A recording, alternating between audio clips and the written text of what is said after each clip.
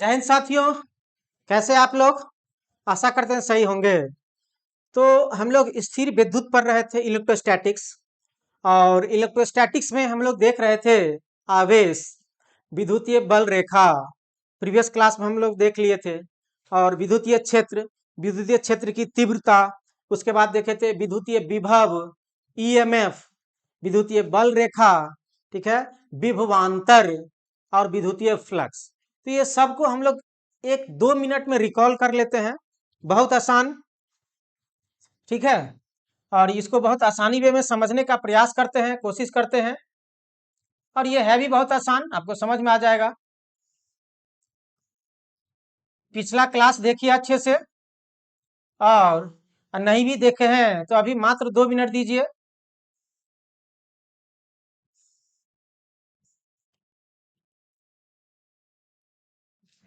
चलिए, हम लोग यहाँ से पढ़ रहे थे स्थिर विद्युत, इलेक्ट्रोस्टैटिक्स।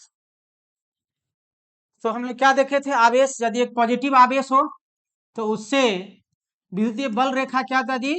बाहर की ओर निकलता है, फैला हुआ रहता है। आवेश के चारों ओर विद्युतीय क्षेत्र को दर्शाने के लिए जिस काल्पनिक रेखा का प्रयोग किया जाता है वही क्या कहलाता है? विद्युतीय बल रेखा कहलाता है। ये चीज हम लोग देखे थे, जाने थे। उसके बाद विद्युत बल रेखा का गुण हम लोग भी पढ़ चुके थे। अब हम लोग देखे थे इधर विद्युतीय क्षेत्र। क्या देखे थे जी? विद्युतीय क्षेत्र। तो बहुत आसान तरीका से ये भी हम लोग समझे थे, यदि एक प्लस क्यू आवेश है तो आवेश के चारों तरफ से क्या निकलेगा? विद्युतीय बल रेखा निकलेगा। क्या निकलेगा जी? विद्युतीय बल रेखा निकलेगा। और यह बल रेखा जितना दूर तक फैला हुआ रहेगा, जितना दूर तक इसका क्षेत्र होगा, जितना दूर तक यह फैला हुआ रहेगा, यही क्षेत्र क्या कहलाएगा जी? विद्युतीय क्षेत्र कहलाएगा। यह क्षेत्र क्या कहलाएगा? विद्युतीय क्षेत्र कहलाएगा। यानी आवेश के चारों ओर का वह क्षेत्र जहां तक विद्युतीय बल रेखा फैला हुआ हो, या जहां तक विद्युतीय बल रेखा अपना प्रभाव डालता हो, वही क्या कहलाएगा जी? विद्युतीय क्षेत्र कहलाएगा। क्लियर? ये भी हम लोग देख चुके थे। उसके बाद हम लोग देखे थे विद्युतीय क्षेत्र की तीव्रता।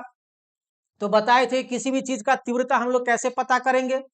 यानी विद्युत क्षेत्र की तीव्रता यानी आवेश के चारों ओर का वह क्षेत्र जहां विद्युतीय बल रेखा का मान अधिक हो, वहां पर विद्युत क्षेत्र की तीव्रता क्या होगा जी?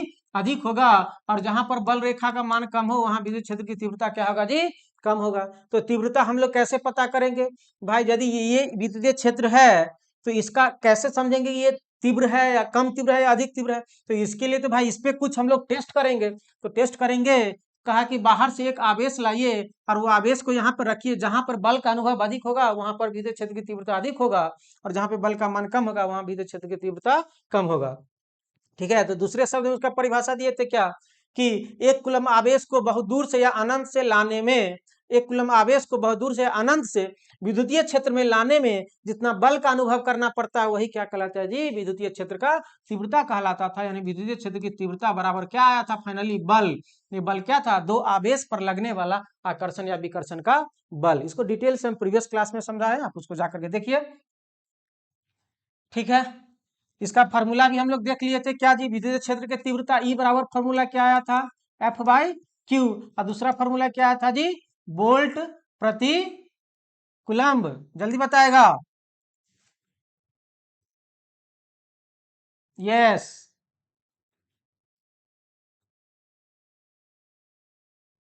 क्लियर?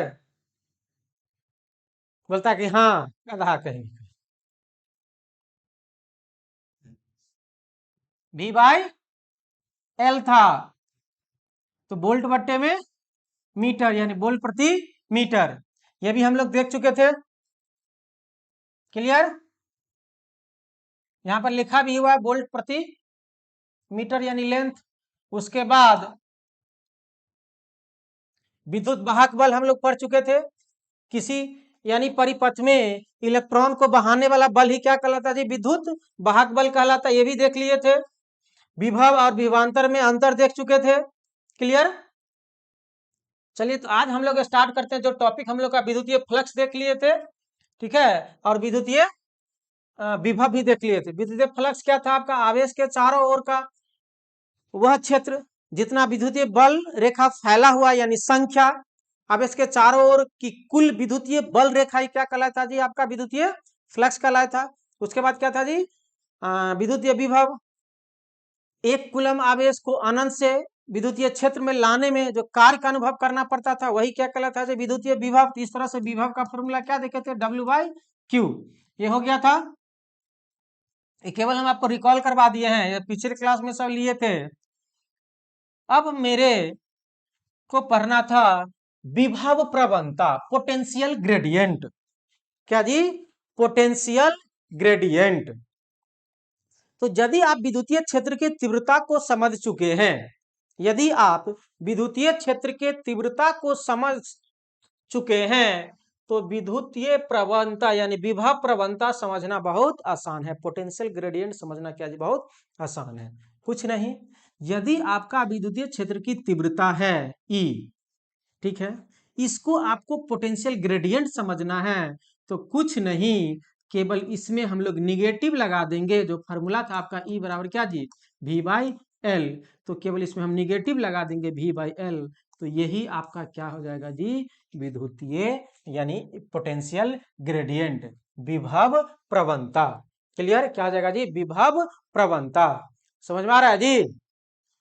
अभी कहाँ कुछ बोले जो समझ में आएगा, कुछ नहीं। यदि आप विद्युतीय क्षेत्र को फॉर्मूला में निगेटिव लगा दिए तो ये क्या कहलाएगा जी, विभव प्रवणता कहलाएगा। तो अब यहाँ पे जो मेन इंपोर्टेंट पॉइंट है, जब निगेटिव लगा दिए तो इसके ये क्या हो गया, विपरीत हो गया। विद्युतीय क्षेत्र का क्या हो गया, विपरीत हो गया।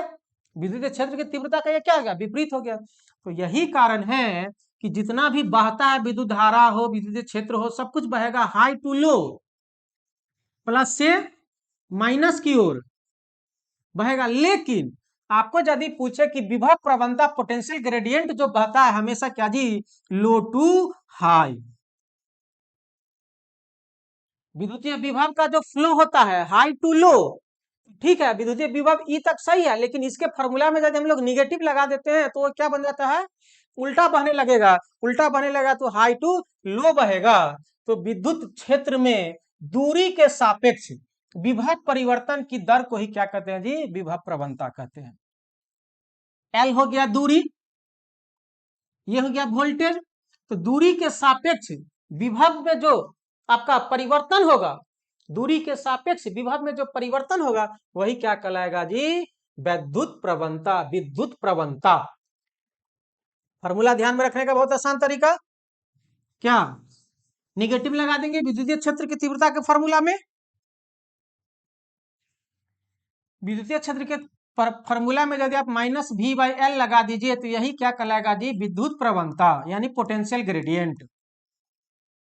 पोटेंशियल ग्रेडियंट यानी विभव प्रवणता। मात्रक वही होगा, वोल्ट मीटर, वोल्ट प्रति मीटर या न्यूटन प्रति कूलम। चूंकि फॉर्मूला एक ही ना जी, निगेटिव मात्रक में निगेटिव नहीं देखते हैं, या इसी को तुम माइनस लगा दो ना, F/Q, एक ही चीज हो गया। E बराबर माइनस V/L या माइनस क्या, F/Q। तो यही आपका क्या कहलाया जाएगा, विभव प्रवणता। इतना ही ध्यान में रखना हमको, इससे ज्यादा इसके पढ़ना ही नहीं है। विभव प्रवणता होता क्या, कहीं जरूरत नहीं पड़ेगा। फॉर्मूला पूछता है, मात्रक पूछता है। यह एक क्या जी, सदिश राशि है। यह एक क्या है जी, सदिश राशि है। चूंकि फोर्स वाला बात आ गया तो क्या क्या कहलाएगा, सदिश राशि कहलाएगा। इसकी दिशा निम्न विभव से उच्च विभव की ओर होती है, इंपॉर्टेंट पॉइंट। इसकी दिशा किधर, निम्न विभव से उच्च विभव की ओर होती है। बाद बाकी सारे का उच्च से निम्न होता है। वैद्युत क्षेत्र की तीव्रता, अब माइनस क्या जी, विभव प्रवणता। वैद्युत क्षेत्र की तीव्रता में माइनस लग गया तो विभव प्रवणता हो गया। यदि धातु की दो प्लेट के बीच विभवांतर भी था, उनके बीच की दूरी d हो, तो प्लेट के बीच वैद्युत क्षेत्र की तीव्रता E/V होगी। ये तो हम लोग पहले से जानते हैं, सॉरी V/D होगा, या दूसरा क्या था जी, F/Q होगा। यदि इसी में निगेटिव लगा देंगे तो यही क्या हो जाएगा जी, विभव प्रवणता हो जाएगा। क्लियर। अब है इक्विपोटेंशियल, सम विभव पृष्ठ, सरफेस। नाम में क्या है जी, इक्विपोटेंशियल। पोटेंशियल मतलब विभव, पोटेंशियल मतलब क्या जी, विभव। इक्वि मतलब समान, हिंदी में सम मतलब समान, सेम। अब विभव मतलब जी, विभव वोल्टेज। अरे तो जहां पर विभव समान हो, जहां पर विभव क्या जी, एक समान हो, एक समान विभव हो, वही क्या कहलाएगा आपका जी, समविभव, ये सरफेस कहलाएगा। जहां पर विभव क्या हो जी, समान हो, वही क्या कहलाएगा, समविभव, ये सरफेस कहलाएगा। ऐसा पृष्ठ जिस पर सभी बिंदुओं का विभव क्या जो समान हो, उसे समविभवीय पृष्ठ कहते हैं। यानी एक यदि बिंदु है, इस सभी जगह पर यदि विभव क्या हो जी, समान हो, सभी जगह पर वोल्टेज क्या हो जी, समान हो, तो उसी को हम लोग क्या बोलेंगे जी, समविभवीय पृष्ठ या इक्विपोटेंशियल सरफेस। कोई बताएगा, समझ में आ रहा है कि नहीं? ऐसा पृष्ठ जहां पर विद्युतीय विभव का मान सभी जगह क्या हो जी, समान हो, वही सतह क्या कहलाएगा जी, आपका समविभवीय पृष्ठ, इक्विपोटेंशियल सरफेस। इसकी विभव प्रवणता क्या होगी जी, शून्य होगी। अब ये सोचने वाली बात है भाई, इसका विभव प्रवणता क्यों शून्य होगा, इसका विभव प्रवणता क्यों शून्य होगा? यहाँ सभी जगह वोल्टेज का मान क्या है, 1 2 3 4 5 को मान लीजिए वोल्टेज, यहाँ V1, यहाँ V2, यहाँ V3, यहाँ V4, यहाँ V5 मान लिए। कहता है इक्विपोटेंशियल सरफेस, सभी जगह विभव क्या जी, समान है, तो क्या हो जाएगा, V1 बराबर V2 बराबर V3 बराबर V4 बराबर V5, जितना भी देना है सभी जगह वोल्टेज क्या होगा, सेम होगा। V1 बराबर V2 बराबर V3 बराबर V4 बराबर V5 बराबर क्या हो जाएगा, V, मान लिए V सब क्या जी, बराबर है, सब क्या है, बराबर है। हमें एक पॉइंट बोलता है क्या, समविभव पृष्ठ यानी इक्विपोटेंशियल सरफेस पर क्या होता है जी, विभव प्रवणता शून्य होता है। जस्ट हम पिछले स्लाइड में पढ़ाए थे कि विभव प्रवणता का जो फ्लो होता है, प्रवाह होता है, हमेशा निम्न से उच्च होता है, निम्न से क्या होता है जी, उच्च होता है। तो आपको प्रवणता पूछेगा कि क्या होगा, तो बताइए, जब प्रवणता दोनों का अंतर जब हम निकालेंगे, तो जब दोनों समान है, प्रवाह जो होता है इसका निम्न से उच्च की ओर, तो कहे V1 माइनस V2, प्रवणता निकाल रहे हैं। देखो प्रवणता का फॉर्मूला होता है E बराबर dV बट्टे में dl, ठीक है। चल, इसी को बोलते हैं चेंज इन वोल्टेज, वोल्टेज में परिवर्तन।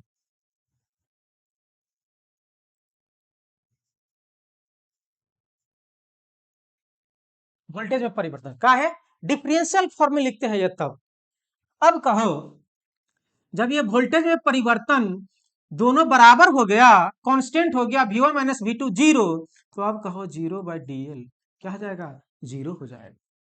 अरे अंतर कब होगा, दो में सभी जगह दो ये है, सब जगह V1 V2 V2 V2 V3 V4 V5 सबका मान दो ये है, तो अंतर निकालेंगे तो 2 - 2 क्या आ जाएगा, जीरो हो जाएगा। दिक्कत हो रहा है विभव प्रवणता को समझे यहाँ पे।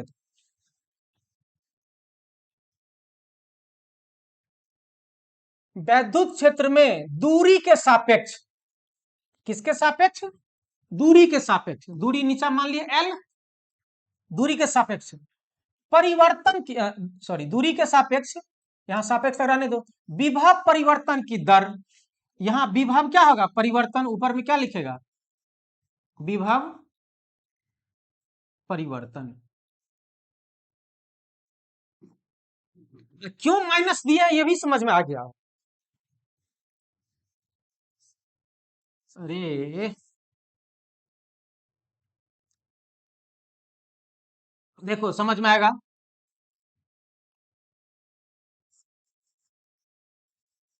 विभव प्रवणता फार्मूला समझो, विभव में अंतर बट्टे में दूरी, क्लियर। इसी को हम लोग दूसरे शब्दों में लिखते हैं क्या, dv बट्टे में dl, ये l ही लिखो, यहां निगेटिव लगा देते हैं। क्यों निगेटिव लगा दिए हैं, कहा कि विभव प्रवणता जो फ्लो होता है वो हमेशा क्या होता है जी, निम्न से यानी लो से हाई की ओर, लो टू हाई, लेकिन वोल्टेज यानी विभव जो विद्युत धारा जो बहता हमेशा हाई टू लो, विद्युत धारा बहेगा कहाँ, हाई टू लो। तो विद्युत धारा का उल्टा हो गया, यदि इसको उल्टा कर देते हैं तो यहाँ क्या कर देते हैं हम लोग, निगेटिव लगा देते हैं। तो वही कहता है कि इक्वी पोटेंशियल सरफेस में, समविभवीय सरफेस में का सभी सरफेस का जो वोल्टेज होता है V1 V2 V3 ये क्या होता है जी, समान होते हैं, सब में दो होता है, सब में दो, चार जो भी दे सब में दो होता है। तो अब कहो यहाँ पर विभव में परिवर्तन, तो 2 - 2 बटे में एल, तो 0 बटे में एल क्या जाएगा, 0। यही कारण था तुम्हारा क्या जी, इसकी विभव प्रवणता का मान क्या होता है, 0 होता है। यानी समविभवीय पृष्ठ पर इक्विपोटेंशियल सरफेस पर क्या होता है जी, विभव प्रवणता 0 होता है। पोटेंशियल ग्रेडियंट विभव प्रवणता पर फॉर्मूला लिखा है dV/dl, क्लियर। इसी में लोग निगेटिव लगा देते हैं जब वोल्टेज के टर्म में देते हैं। इस पृष्ठ को वैद्युत बल रेखाएं सदैव लंबवत में पार करती है। हाँ, इक्विपोटेंशियल सरफेस ये हमेशा से बता रहे थे कि ये प्लस चार्ज, ये सरफेस पर हमेशा ये रेखा क्या होता है जी, लंबवत होता है। सरफेस पे हमेशा रेखा क्या होता है जी, लंबवत होता है, क्लियर। ये पॉइंट भी देख लिए। विभव प्रवणता का मात्रक किलो वोल्ट, क्या जी, mm, किलो वोल्ट cm मतलब सेंटीमीटर, किलो वोल्ट m मतलब मीटर, आपको mm में है, मिलीमीटर में है, किलो वोल्ट प्रति सेंटीमीटर में है, किलो वोल्ट प्रति मीटर में है, सारा का सारा मात्रक होता है, ठीक है। dV यानी ये तो वोल्ट को हम लिख दिए किलो वोल्ट में, और L का मात्रक या तो आप मीटर में लिखिए, सेंटीमीटर में लिखिए, ठीक है। विभव प्रवणता को डाइलेक्ट्रिक स्ट्रेंथ कहते हैं, इंपॉर्टेंट पॉइंट। विभव प्रवणता को डाइलेक्ट्रिक स्ट्रेंथ भी कहते हैं, समझ में आया जी। विभव प्रवणता को डाइलेक्ट्रिक स्ट्रेंथ भी कहते हैं। अब डाइलेक्ट्रिक स्ट्रेंथ एक नया शब्द आ गया, ठीक है, इसके बारे में हम लोग बहुत खूब पढ़ेंगे, किसमें, संधारित्र में, कैपेसिटर में, ठीक है। अभी यहाँ पे पढ़ के इसका कोई फायदा नहीं है, लेकिन ये पॉइंट ध्यान में रखेंगे, विभव प्रवणता। अब जब वहां डाइलेक्ट्रिक स्ट्रेंथ पढ़ेंगे तो फिर से विभव प्रवणता आएगा, पोटेंशियल ग्रेडियंट आएगा। चलिए नेक्स्ट पॉइंट है विद्युतशीलता, परमिटिविटी। अब ये कहां से आया, जब हम लोग देखे थे क्या, जब दो आवेश Q1 और Q2 एक दूसरे से r दूरी पर हो तो इसके बीच लगने वाला बल क्या था जी, हमेशा जगह का अभाव हो जाता है। चलो यहां से रखते हैं, ये आवेश Q1, ये आवेश Q2, और ये बीच में क्या था जी, हवा था। एक आवेश यहाँ, एक आवेश यहाँ, ऐसे रखे हुए हैं। तो क्या इसके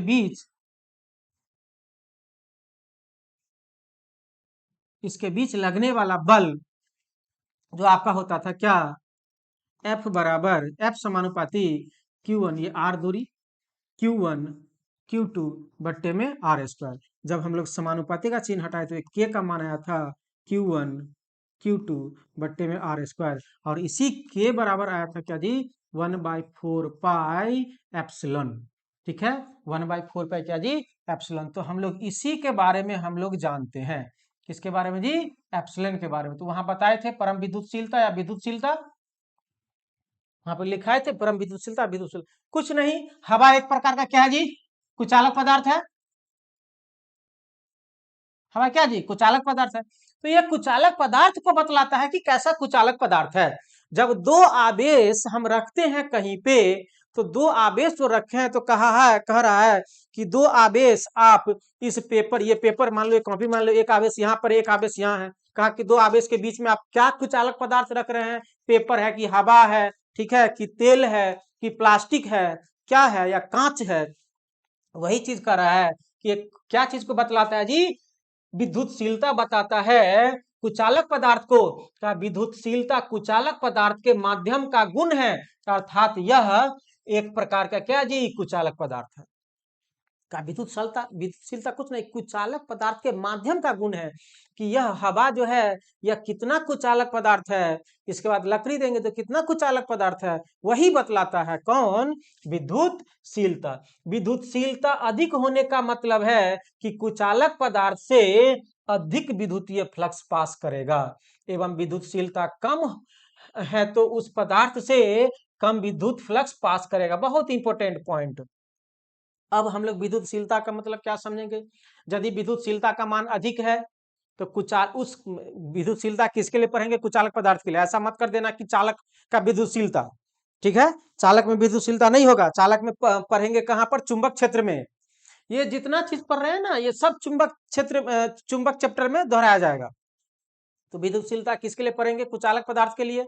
एक पॉइंट क्लियर। विद्युतशीलता किसके लिए पढ़ेंगे, कुचालक पदार्थ। यह कुचालक पदार्थ के माध्यम को बताता है कि कैसा कुचालक पदार्थ है।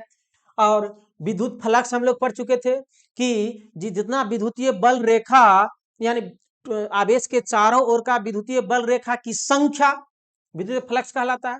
आवेश के चारों ओर विद्युतीय बल रेखा की संख्या के क्या कहलाएगा जी, विद्युतीय फ्लक्स कहलाएगा। तो यदि विद्युतशीलता अधिक है यानी कुचालक पदार्थ अधिक है तो कहता है कि विद्युतशीलता अधिक होने का मतलब है कुचालक पदार्थ से अधिक क्या करेगा जी, विद्युतीय फ्लक्स पास करेगा। यानी जितना कुचालक पदार्थ अधिक उतना ही विद्युतीय बल रेखा अधिक। अरे विद्युत बल रेखा के संख्या को ही तो विद्युतीय फ्लक्स कहते हैं। आवेश के चारों ओर जितना विद्युतीय बल रेखा की संख्या होगा वही क्या कहलाएगा, विद्युतीय फ्लक्स कहलाएगा। तो विद्युतशीलता अधिक होने का मतलब कुचालक पदार्थ से विद्युतीय फ्लक्स अधिक पास कर रहा है, यानी उस कुचालक पदार्थ में विद्युतीय बल रेखा क्या जी, यानी उस कुचालक पदार्थ से विद्युत बल रेखा क्या अधिक पास कर रहा है। और जहां पर विद्युतशीलता कम होगा वहां पर विद्युतीय फ्लक्स क्या करेगा जी, कम पास करेगा। तो ये बात समझो, विद्युतशीलता क्या होता है, बहुत इंपॉर्टेंट पॉइंट। विद्युतशीलता किस चीज के लिए, किस पदार्थ के लिए, कुचालक पदार्थ के लिए। और विद्युतीय फ्लक्स हम लोग जान चुके हैं, आवेश के चारों ओर, आवेश के चारों ओर जितना बल रेखा है वही बल रेखा की संख्या क्या कहलाएगा जी, विद्युतीय फ्लक्स कहलाएगा। आवेश के चारों ओर जितना बल रेखा, इस बल रेखा के गिन देगा तो वो क्या बन जाएगा, विद्युतीय फ्लक्स कहलाएगा। और यदि विद्युतशीलता का मान अधिक है मतलब उस पदार्थ से, जिस कुचालक पदार्थ का विद्युतशीलता का मान अधिक है उस पदार्थ से विद्युतीय फ्लक्स अधिक पास करेगा। तो विद्युतीय फ्लक्स मतलब होता है विद्युतीय बल रेखा। तो विद्युतीय बल रेखा की संख्या क्या होगा जी, अधिक होगा। विद्युतीय बल रेखा की संख्या क्या होगा जी, अधिक होगा। नेक्स्ट, सापेक्षिक विद्युतशीलता, रिलेटिव परमिटिविटी। देखो रिलेटिव लगा रहेगा तो उसमें क्या लग जाएगा, आर। नाम में है रिलेटिव, एक दूसरे से क्या होगा, रिलेट होगा। नाम क्या जी इसका, रिलेटिव, तो एक दूसरे से क्या होगा, रिलेट होगा। क्या जी, सापेक्षिक विद्युतशीलता, रिलेटिव परमिटिविटी। देखो पूरे कॉन्सेप्ट को अच्छे से समझो तभी ये समझ में आएगा। एक दूसरे से सारा लिंक है। स्थिर विद्युत जहां से स्टार्ट किए हैं 3 गो वीडियो मात्र तुम देख लो, स्थिर विद्युत का समस्या दूर हो जाएगी। एक क्लास आज, इससे पहले 2 क्लास लिए हुए हैं, तीनों क्लास फुल क्लास तुम देख लो, कभी भी जरूरत नहीं पड़ेगा इसका कंफ्यूजन के लिए।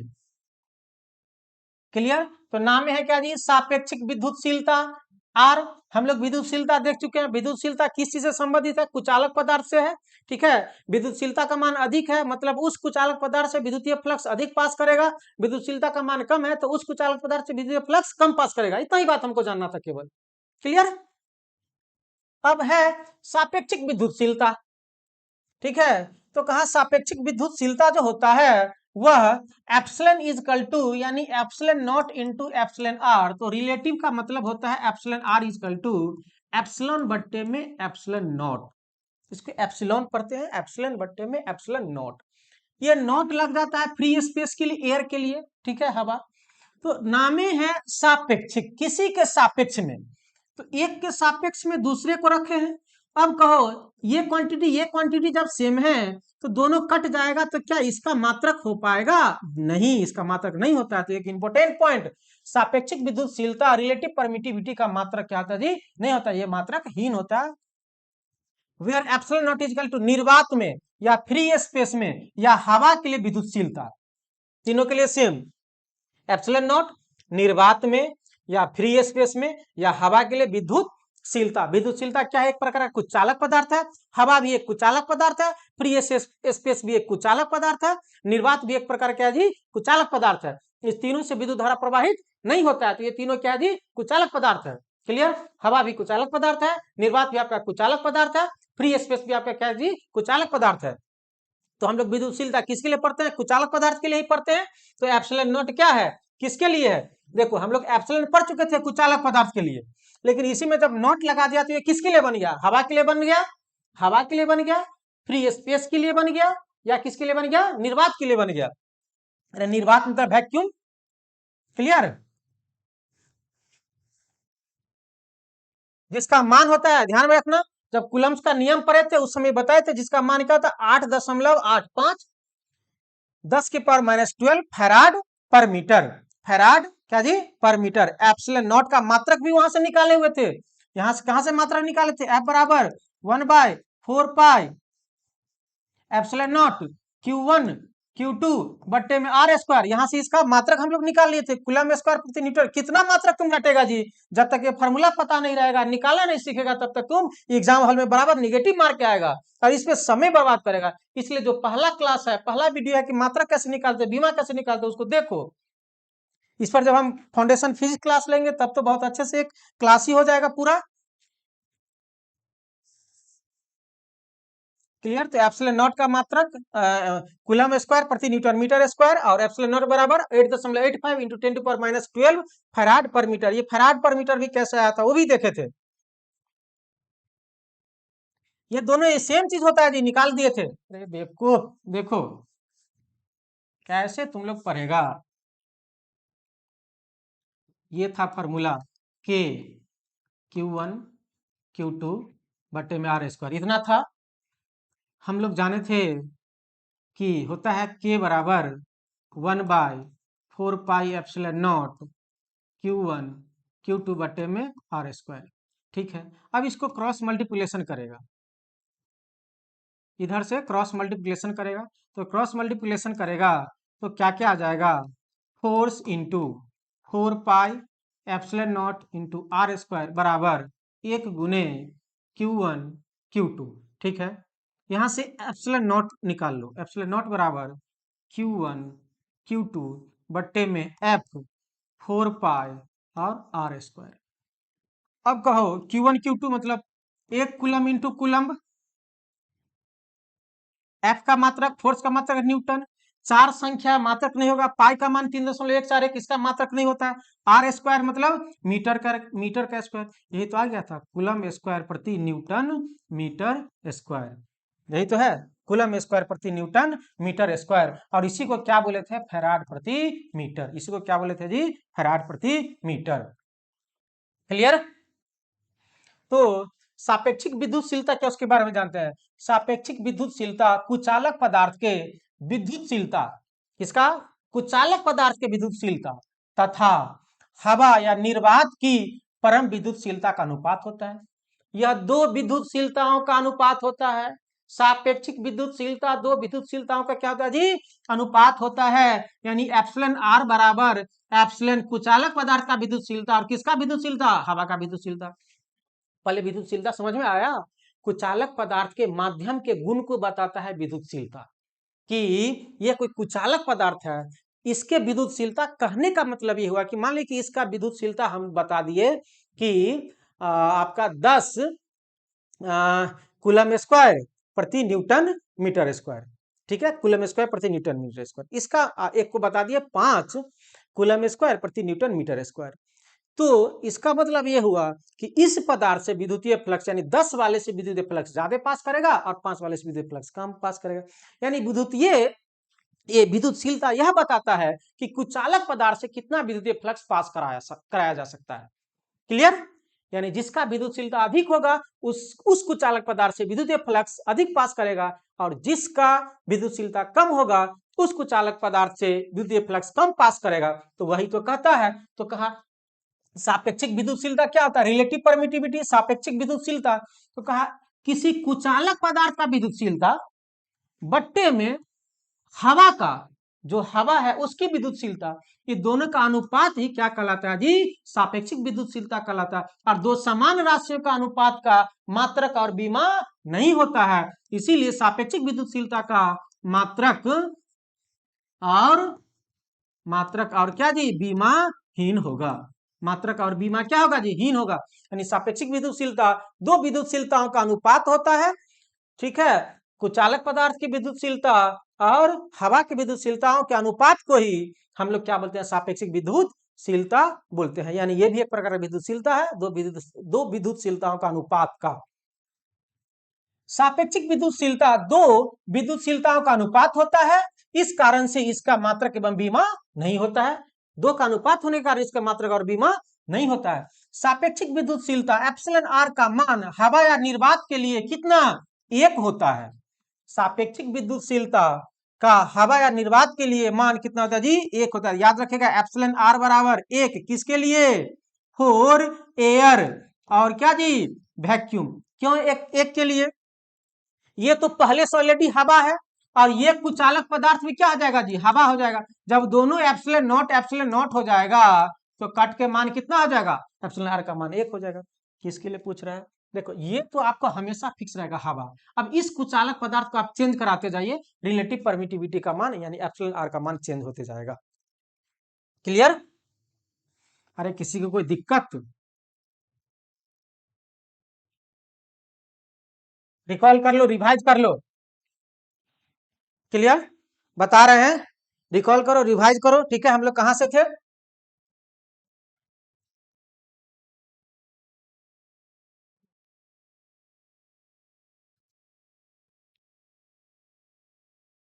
चलिए हम यदि विद्युतशीलता का बात करते हैं तो विद्युतशीलता क्या था जी, एक प्रकार क्या था जी, कुचालक पदार्थ था। एक प्रकार के कुचालक पदार्थ के माध्यम का गुण बताता था, यानी जिस पदार्थ का विद्युतशीलता अधिक होगा उस पदार्थ से विद्युतीय बल रेखा यानी अधिक पास करेगा, यानी विद्युतीय फ्लक्स अधिक पास करेगा, ठीक है। तो ये हम निकाल लीजिए क्या जी, आपको विद्युतशीलता, यानी विद्युतशीलता कुचालक पदार्थ के माध्यम के गुण को बताता था। अब उसके बाद हम लोग क्या पढ़े थे, सापेक्षिक विद्युतशीलता। तो सापेक्षिक विद्युतशीलता के लिए क्या था, एप्सिलॉन आर बराबर दो कुचालक पदार्थों के माध्यमों का क्या जी, अनुपात। दो कुचालक पदार्थ के विद्युतशीलताओं का अनुपात, माध्यम को ही अनुपात ये विद्युतशीलता बोलते हैं। तो ये किसी कुचालक पदार्थ का विद्युतशीलता, ये कुचालक पदार्थ का विद्युतशीलता और ये क्या जी, हवा का विद्युतशीलताओं का अनुपात को ही हम लोग क्या बोले थे जी, रिलेटिव परमिटिविटी। विद्युतशीलता क्या है और सापेक्षिक विद्युतशीलता क्या है, ये बहुत अच्छे से ध्यान में रखिएगा, ठीक है। ये मात्रक एवं बीमाहीन होते हैं। क्लियर, कोई डाउट तो बताएगा। क्या कमेंट कर रहा है जी, इस क्लास के चक्कर में कमेंट भी नहीं देख पाते हैं, लेकिन आप लोग पढ़ने में इतना बिजी रहते हैं कि कमेंट नहीं करते हैं। चलिए बहुत अच्छी बात है, क्योंकि टॉपिक निकल जाएगा तो फिर समस्याएं होगी। चलिए तो अब हम लोग आगे देखते हैं क्या क्या है और कुछ। विद्युतशीलता समझ गए, सापेक्षिक विद्युतशीलता समझ गए, इसके बाद क्या जी, ओम का नियम है। इधर कुछ छूटा, परमिटिविटी हो गया है, समविभवीय क्षेत्र इक्विपोटेंशियल हो गया। किसी कोई प्रॉब्लम तो बताया जी। अब ओम क्या नियम है, तो ओम क्या नियम हम लोग क्या जी, एक अलग क्लास में पढ़ेंगे। क्लियर, ओम का नियम अब हम लोग एक अलग क्लास में पढ़ेंगे। इस पे कुछ क्वेश्चन होता है तो देख लेते हैं। क्वेश्चन का आप लोगों का एक अलग से क्लास चलेगा, ठीक है। इस चैप्टर को कुछ आगे निकलने देते हैं, उसके बाद आपका क्वेश्चन चलेगा। एक टाइम क्वेश्चन डिस्कशन होगा और एक टाइम थ्योरी चलेगा। क्लियर, चलिए तो पूरा क्वेश्चन अलग से ही डिस्कस करेंगे। धन्यवाद, थैंक्स, मिलते हैं नेक्स्ट क्लास में।